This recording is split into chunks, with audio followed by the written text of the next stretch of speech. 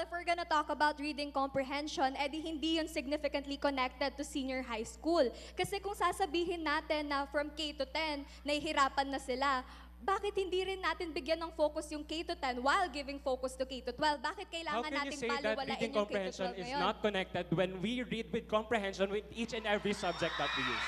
Well, if we're gonna talk, kakasabi mo nga lang na yung reading comprehension, it's important to K to 10. Therefore, hindi siya problem sa K to 12. We can give focus to K to 12 while also giving focus to K to 10. So, Well, senior high school students struggle with reading. So how can you say that reading comprehension is not connected?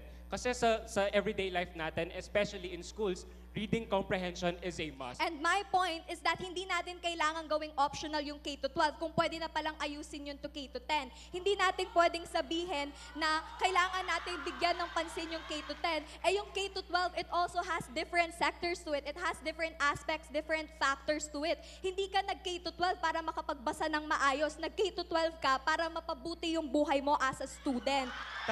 Meron kang point, pero paano nga nila maiintindihan yung mga binabasa nila kung wala silang reading comprehension?